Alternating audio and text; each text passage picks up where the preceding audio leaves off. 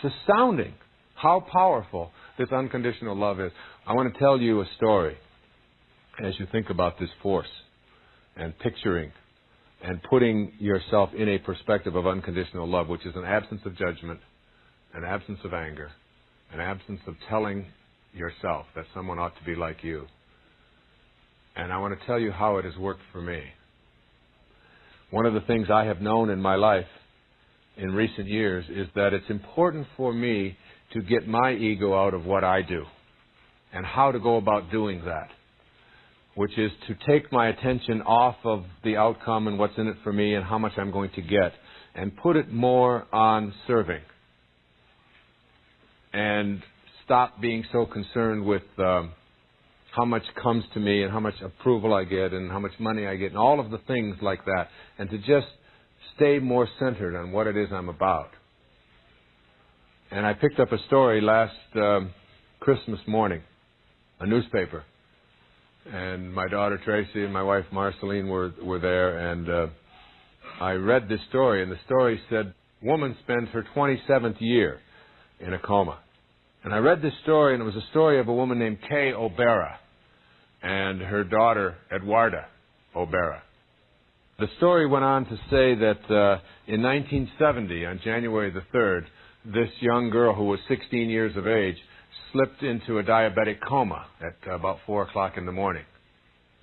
She had been given oral insulin as an adolescent, and it was called diabetes, and it wasn't metabolizing with her, and she wasn't getting the insulin. It wasn't going into her bloodstream. And she woke up in this, she was just shaking and in great, great pain, and they rushed her to the hospital.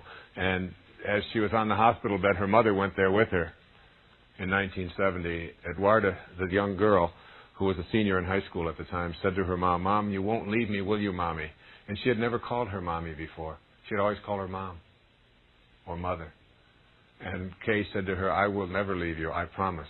And a promise is a promise." And that was in 1970. Well, 27 years later, Kay has been feeding Edwarda every 2 hours for 27 years. Imagine yourself never being able to sleep in a bed for 27 years. At 2 a.m., 4 a.m., 6 a.m., 8 a.m., getting up every night, sleeping in a chair next to your daughter. Imagine yourself never going to a mall or going to a movie. And imagine yourself being drained financially by medical bills alone that number now $3,000 a month just for the medication, with an income of $1,100 a month. And imagine yourself also every 4 hours, 24 hours a day, 6 times a day, having to take a blood sugar reading and then administer insulin based upon the reading, 6 times every day. And imagine yourself coming home from that hospital bed. This woman was a school teacher, a mathematics teacher and physics teacher down in Miami. And she came home 4 months after the onslaught of the coma because they no longer could afford to stay in the hospital. Their insurance had run out long ago. They were now borrowing money. And then imagine 4 years later, the husband having a conversation with you, saying, "I can no longer stand to see myself standing by, watching, while our finances are drained, and I can't do anything for my daughter. I'm going to go to heaven and work from there." And the next day, dying of a massive heart attack at the age of 49. And then when that happened, the other daughter, Edwarda's sister, becoming a crack cocaine addict and living on the street and having her only little baby being raised by Kay as well. Losing your husband, your daughter to a coma, your other daughter to the streets, and still every 2 hours, 24 hours a day, 27 years, feeding and taking care of this child. This is the story of Kay O'Bara. And I read that story and I was astounded by this kind of unconditional love. And I said to Tracy over and over again, I said, I just can't fathom how somebody could take a quarter of a century and more and have this kind of devotion. And I took a copy of one of the books I wrote a couple of years back called Real Magic, which is a book about miracles. And I wrote in that book, "You are my hero." And I sent Kay a check. I thought that I was then done with it, it was a very touching story, but it was still sort of tugged at my heartstrings. And I went away in January to write this Manifest Your Destiny book. And while I was there, I turned on the TV for the only time I had it on while I was there one evening, after I had completed writing about unconditional love. This principle that I'm sharing with you here. And on the TV, there was a show called Inside Edition, and Deborah Norville was the hostess, and she came on and said, and I know Deborah, I've been on the air with her, and I admired her a great deal, and she said there's going to be someone on the show that's very special later, a mother whose daughter's been in a coma for almost 27 years. You'll want to stay tuned. And I thought, wow, that could only be the lady, because I didn't even remember her name that I had written to back at Christmas. And sure enough, they open up the TV show with her reading to Eduarda from Real Magic that I had sent to her. And I thought, something is happening here. Something is happening here. And I thought, when I get home, I am going to look up that woman and find out if I can get her phone number and maybe call her and see if there's anything more that I can do, because I was so touched by that. And when I got home in February, after writing, picked up my mail, and I had a huge stack of mail, and on the top of the mail stack was a letter from Kay O'Bara thanking me for the check I had sent and for the book, and asking me if I would please come down. Well, my wife and I went down to see Kay and Eduarda. And when we went to Kay's house down in Miami, about 40 miles from our home, walked into Eduarda's room, a room filled with angels and relics and all kinds of spiritual literature and music, and it was like we knew we were in a holy place. And as I talked to Kay and told her how touched I was by her unconditional love, her display of unconditional love, I had to fly away a couple of days later and go out to the West Coast, California, out into California. I had to do a show out there, a politically incorrect show. And I did the show, and when I was coming back after doing the show, my wife called and she said, Oprah Winfrey is going to be taping a show on people in comas, and they would like you to be at her home tomorrow if that's possible. And I said, well, I'm not flying back till tomorrow. She said, well, maybe you could fly on the all-nighter, the red-eye, and get in the morning. And I said, all right, I'll do it. And I flew home, and I went there, and they taped during the day. They came to her home. And while I was there, I talked a little bit about who I believed this person to be, who was doing her holy work from this place. And then the show aired. And the show was about people in comas, but it was focused on this policeman in Tennessee who had been in a coma for 9 years. And then he suddenly awoke, and he just began talking after 9 years, and it was considered to be a miracle. And they had his brother and some other people on the show. And then they had some other people who had been in a coma but had come back, but they weren't the same as they were before the coma. And the focus of the show was mostly on how tough it was, what a struggle this was, and it's not easy on the rest of the family, and so on. And then Kay came on the show. And Kay is the most uplifting and dynamic and positive and joyful person. And she said, this is not a chore. This is an honor. And when she was asked, well, why do you do this? She said, well, God asked me to do it. And God never gives you any more than you can handle. She said, I only asked for 2 daughters. I didn't ask for them to be anything special, anything unique. I just asked for 2 daughters. And I take care of her, and I am honored to serve her in this way. And she is fed through a tube. She has brain activity. She was 27 years ago in what is called a stage 1 coma, which is one in which they had to tape her eyes shut because her coma was so deep. And today, more than a quarter of a century later, when I had my other children come down and sing to her, and Serena sat up there on the bed with her and held her hand. This was Easter Sunday, and I said, we have to go now. Grandma's coming over, and we have to get home now. And she turned her head, and a tear came down her eye.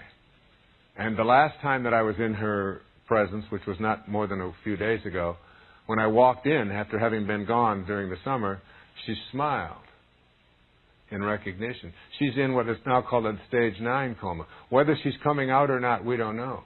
But 5 years ago, Kay told me what happened in confidence. She said, it was 1991, and it was in October, and I woke up to give her 4 o'clock feeding, because she only sleeps for 45 minutes at a time, in a chair. And she said there was a bright light in the room. And I thought someone was there to harm Eduarda, because people have driven by her home and shot bullet holes into their walls saying, we're going to put her out of her misery. There's that kind of consciousness that is out there. And one interviewer said, isn't your daughter a vegetable? And she said, I've never seen a vegetable smile, have you? So she saw this light back in the room when she was preparing the food to go into the tube that feeds her. And she walked back there very quickly, and there, standing at the foot of the bed, was an apparition whom she later identified as the Blessed Mother, Virgin Mary. And she began to talk after her initial fear and was told that your daughter is a blessed one. And she said, well, why is she in a coma? And Kay told me that the Blessed Mother had told her that your daughter is a victim soul, and you'll have to find out what that means yourself, so you'll know. And she called the different priests in the different places in the Catholic Church hierarchy, and none of them had ever heard of that. And then she called a cardinal, and the cardinal said, where did you hear this term? And she said, well, I'd really rather not say, because she didn't want to be perceived as being nutsy and crazy and so on, talking to ghosts. And the cardinal said, well, this is a term that goes back to antiquity. And a victim soul is someone who deliberately takes on suffering as their purpose in being here, in order to teach compassion or to teach love or to teach peace. Very much like Gandhi did during the rioting in the 30s and 40s, when he would fast to the point of dying, as long as there was some violence. And he was willing to take that on rather than to allow that to continue. And we all know, of course, of the great tradition of Christianity, of taking on suffering, so that the rest of us might be freer people. And when I interviewed Kay about Eduarda, I asked her what was Eduarda like, and I asked her classmates, and I asked her sister and her relatives, and everyone that I asked said the same thing, that Eduarda was like a saint when she was a little girl. If she saw someone who was hungry, she would give them her allowance. If she saw someone who was cold, she would take her sweater off and give it to them. She studied the saints, carried books about the saints with her wherever she went. She didn't know how to judge anyone. And I went home, and I was doing my meditation, and I thought, what can I do? What is the message here? Why am I so attracted to this? And in my meditation, I said, I'm going to write her story. And I'm not going to take any money for it. Just like I appeared on Oprah with her for the first time when there was nothing in it for Wayne Dyer. And even though I was only on a minute or so of that show, it was one of the most fulfilling things I'd ever done. Because I knew it wasn't for my own ego, but in the name of serving. And I called Kay and I said, I would like to write your story. And I'll donate all the royalties to you, to the Eduarda Obera Fund. And we'll sell 1 million of these. And we'll get you out of debt, because she has this onus of debt around her neck. $300 and some thousand worth. What she has done is made baked goods and has done cookbooks and has done celebrity auctions and has borrowed from here, has had 35 to 37 different credit cards going at one time and having to borrow from loan sharks and being threatened, all just to keep this thing going, because there's been no other way to make it work. And her debts are huge. I said, I know I can remove that. And she said, you know, Doc, it's funny that you called, because the Blessed Mother said that the right angel would show up and would tell the story with dignity, the way it needs to be told. I said, well, the only thing I can say, Kay, is that I have to tell the whole story. your fear of what others might think when I talk about your speaking to apparitions and so on has to be dissipated. She said, I trust you completely. Tell it as you will. And this is the result. It's called A Promise is a Promise. An almost unbelievable story of a mother's unconditional love and what it can teach us. And I asked my wife, my dear wife, who has birthed 7 children, to write a mother's perspective. And she wrote a beautiful chapter in here.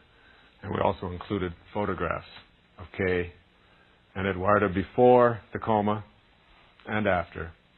And in my heart, I believe this is unconditional love in action.